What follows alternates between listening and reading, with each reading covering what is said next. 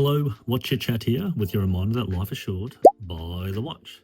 Today we're looking at two very same but different dive watches, being the Rolex Submariner and the Omega Heritage Diver 300. So both of these watches are 41mm case sizes. They have 21mm lug widths, which, you know, I prefer 20 because I've bought a whole bunch of straps that are 20.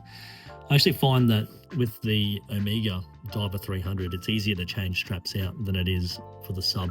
They're both strap monsters, but what I mean by that is that it's a bit messier to deal with the lugs and the spring bar than it is with the Heritage Diver.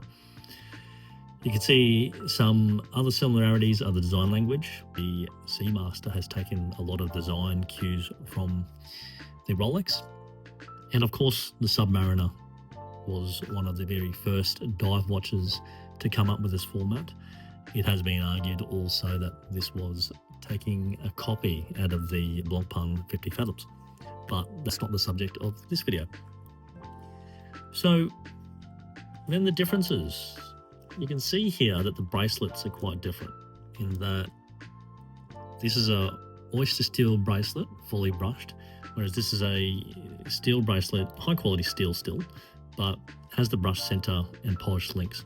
Now I get it, that's sort of a heritage looking look, but I really prefer the brushed finish. Yes, I think it's a matter of opinion. The steel and the polish looks good, but you can already see the finger marks and the fingerprints just from touching it slightly. So in terms of keeping it clean, it's pretty hard to do, and obviously that'll scratch up. In terms of the clasp, this is arguably one of the best micro adjustments that you can get. The glide lock system from the Submariner. Whereas the system, now that it's a push system for the Omega, it's a little bit more cumbersome. It's good that it's there, but I would say that the Omega loses out to the Submariner in that regard. So then in terms of bezel action, that is an extremely tight bezel action. Go again.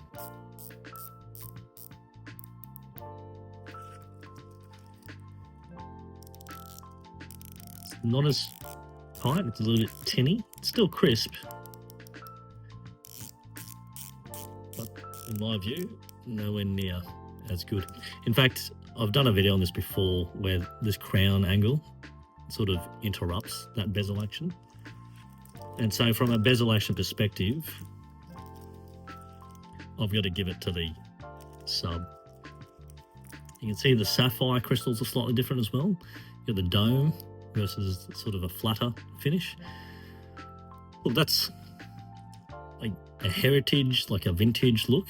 So that's really a matter of opinion. I actually like either. So I'd call it evens there, purely because it's a matter of taste. I do like that the Heritage Diver has less busyness in the text, and I really like the lollipop hands. Again, that's a matter of opinion. That's purely up to you. So I'd call that evens as well. The faux patina, that is a big one. You either love it or you hate it. I've got to say, I bought this for the design, and the faux patina, if it was not there, I'd actually probably prefer it. Again, it's a matter of opinion, right? So I'd give the Sub superiority in design. However, that's only because I like modern watches. I don't think the busyness of the dial is as good on the Submariner. Having said that, it depends on your taste. So if you're after a vintage look in a modern package, the Diver ticks all those boxes. The new Subs have deviated a lot from the original design language. So I think it's good that there's that option out here for a vintage looking watch in a modern package. In terms of movements, the Seamaster Diver Heritage 300 is a METAS certified movement, which is higher in terms of accuracy, precision, and testing of watches. than the Rolex. And I suppose that means that in terms of movement, Omega is a superior movement. In terms of the accuracy, this is plus minus 2 seconds a day, whereas the Omega is minus 0 plus 5 seconds a day. Say what you will about that, it doesn't bother me too much. And then in terms of Lume, we'll do a quick Lume shot. And the comparison here, both are pretty good. The camera's actually struggling to focus, but I've read that the Lume on the Omega actually goes for a little bit longer. So I think they're both pretty bright, but the Omega just pips the Rolex in terms of the Lume. Okay, now water resistance, comparable, 300 meters versus 300. I think in terms of long lifespan of these watches, they're probably comparable. In terms of service intervals, that's up to the manufacturer, but I believe the Omega servicing is probably a little bit less, albeit both are still quite up there. However, given that these are both time-only watches, there's not a great deal of complication to it. So, you know, a local good watchmaker should be able to service it, and even the rubbish ones should be able to service it quite easily. In terms of wearing experience, I get that on the wrist.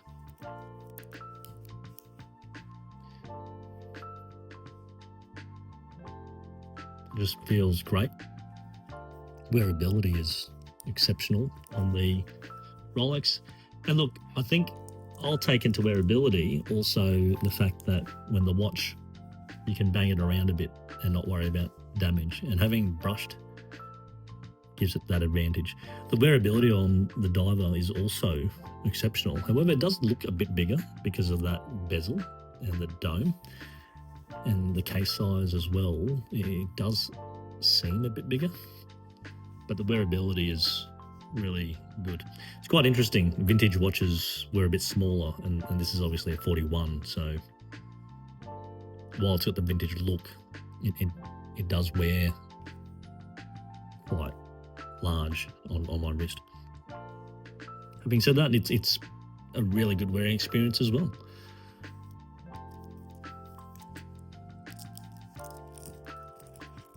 So yeah, what can I say? Both really good watches. It's probably more a matter of taste. Actually, one other thing is availability. You could walk in and buy this today, whereas the Submariner has a wait list.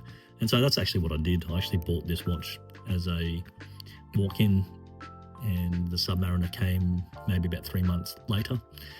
Honestly speaking, I wear the Sub more, only because with the Omega, I worry a lot about the polished surfaces.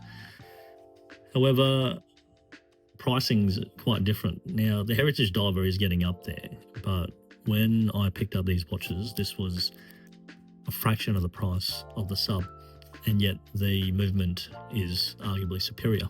So look, they're both good watches. It's really up to private or personal taste for that matter. And yeah, buy what you enjoy and stuff everyone else. And if you're undecided, why not buy both? So if you liked the video, please click like and subscribe. And remember, life's short. Buy the watch.